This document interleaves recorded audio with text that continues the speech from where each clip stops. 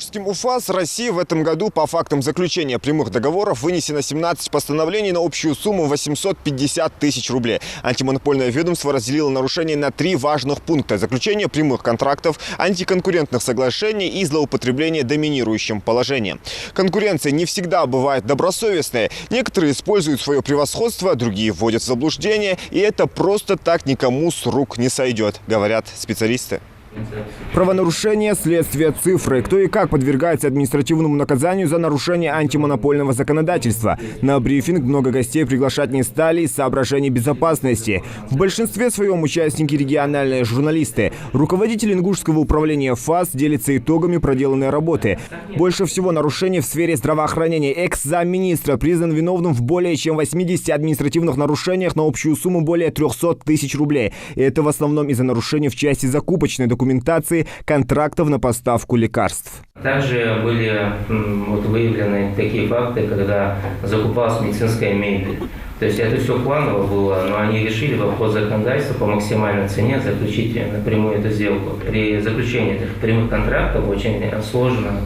Сам заказчик ставит себе в основном топтан, потому что там высокие цены, допустим, на маске на 60 рублей поднимались там за штуку.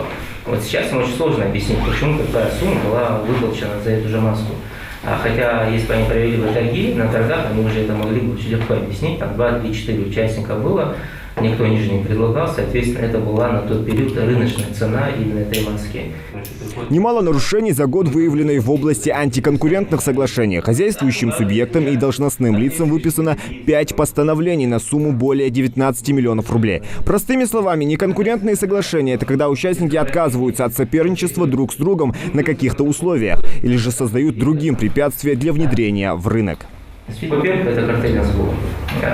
Ввиду того, что у нас было неконкурентное соглашение, в прошлом году это анонсировали, дело по реабилитации Сунжинского пруда. Там был сговор выявлен на 118 миллионов, самый контракт был заключен. В прошлом году? Да, в прошлом году. Штрафы уже в этом году были наложены.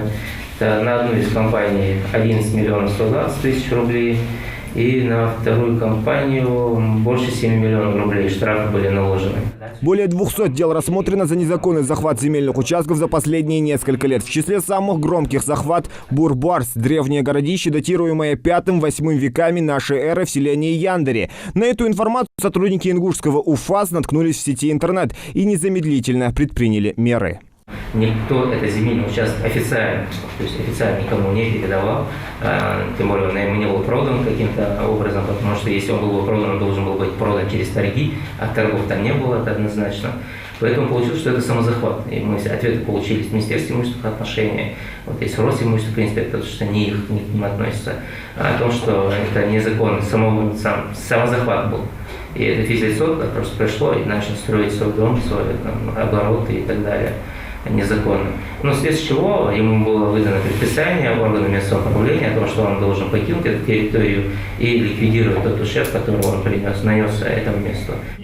И таких дел ежегодно антимонопольная служба рассматривает очень много. Управление призвано охранять честную конкуренцию, бороться против монополии, выявлять картельные сговоры и проверять рекламу на достоверность и добросовестность. Зелимхан Калоев, Хамзат Халухоев, Новости 24.